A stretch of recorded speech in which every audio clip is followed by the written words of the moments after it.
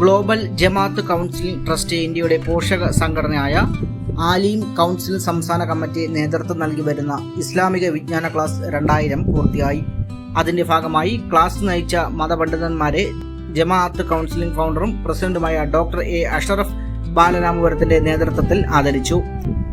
വലിയ ചരിത്രമാണെന്നും ഇത് മറ്റു സംഘടനകൾ മാതൃകയാക്കേണ്ട ഒന്നാണെന്നും സംഗമം ഉദ്ഘാടനം ചെയ്ത് നെയ്യാറ്റിൻകര സ്റ്റാൻഡിംഗ് കമ്മിറ്റി വിദ്യാഭ്യാസ vice chairman doctor A Sadath MBBS സംസാരിച്ചു. ജമാഅത്ത് കൗൺസിൽ ദേശീയ ചെയർമാൻ MS ഷാജി വെഞ്ഞാറമൂട് യോഗത്തിൽ അധ്യക്ഷനായി. സംഘടനാ ഉദ്ദേശവും ആലീം കൗൺസിലിന്റെ ലക്ഷ്യബോധവും വിവരിച്ചുകൊണ്ട് ജമാഅത്ത് കൗൺസിൽ ഫൗണ്ടറും പ്രസിഡന്റുമായ ഡോക്ടർ എ അഷറഫ് ബാലരാമപുരം മുഖ്യപ്രഭാഷണം നടത്തി. നെടുമങ്ങാട് വിനോദ്, ഡോക്ടർ അരൂജ് തിരുവനന്തപുരം, വാഹിദ് വൈദ്യർ മസ്കറ്റ്, ഡോക്ടർ ഗിരീഷ് മുഖ്യാതിഥികളായി.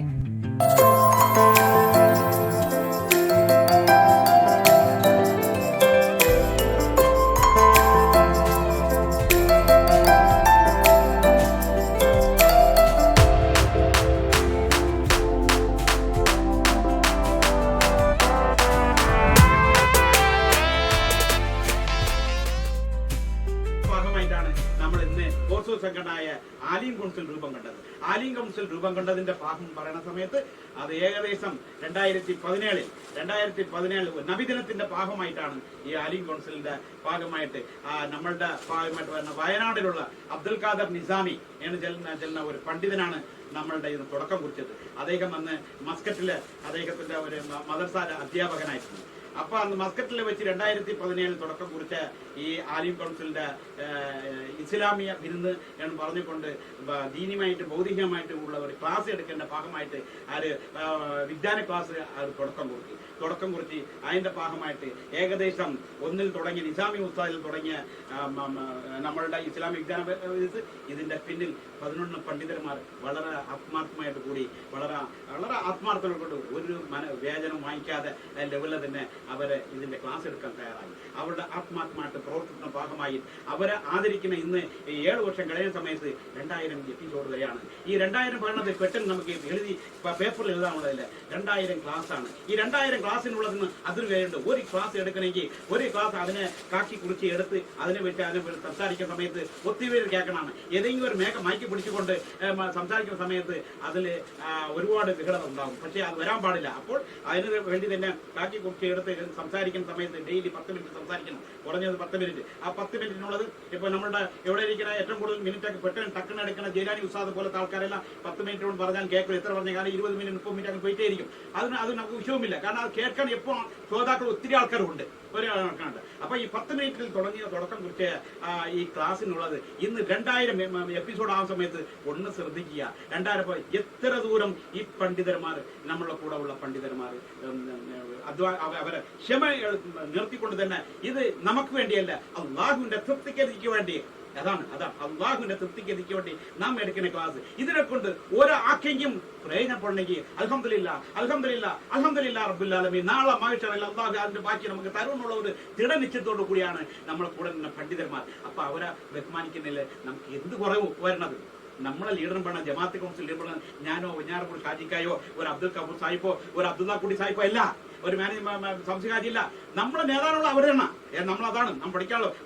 അതായത് അറിവാളികളെ നമുക്ക് ഒരുപാട് ആലിങ്ങളെ നമ്മൾ ബഹുമാനിക്കുന്ന സമയത്ത് അതിന്റെ ബർക്കത്ത് ഓട്ടോമാറ്റിക്കായിട്ട് വരാനുള്ള രീതിയാണ് ഇന്ന് 2000 ക്ലാസ് ഇന്ന് ലോകമൊട്ടും ഇന്ന് പരസ്യപ്പെടുത്തിക്കൊണ്ടിരിക്കുകയാണ്. ലോകമൊട്ടും നമുക്ക് ചാനൽ ഒരുപാട് മീഡിയകളുണ്ട്. ഇന്ന് പരസ്യപ്പെടുത്തിരിക്കാൻ വേണ്ടി ഏറ്റവും കൂടുതൽ ഗൗരവം വേണ്ടിയിട്ടാണ് ആ ജമാഅത്ത് കൗൺസിലിന്റെ ആലി പണ്ഡിതർ ആ പണ്ഡിതന്മാരുടെ പാഹന്മാരുടെ സമയത്ത് അവർ വളരെ സത്യസന്ധമായിട്ടാണ് നിൽക്കണമെന്നുള്ള രീതിയിലുള്ള ഒരു പ്രചരണത്തോടു കൂടി അത് പലർക്കും പ്രയോജനപ്പെടാനുള്ള രീതിയിൽ കൂടെയാണ് ഇന്ന് അതിന്റെ പ്രിയപ്പെട്ട എന്റെ പണ്ഡിതന്മാരൊക്കെ ഇവിടെ നിറഞ്ഞിരിക്കുന്നത്. അവരെ 2017 മുതൽക്ക് ജമാഅത്ത് കൗൺസിൽ എന്ന് പറയുന്ന മഹത്തായ പ്രസ്ഥാനം പിച്ചവെച്ചു തുടങ്ങി.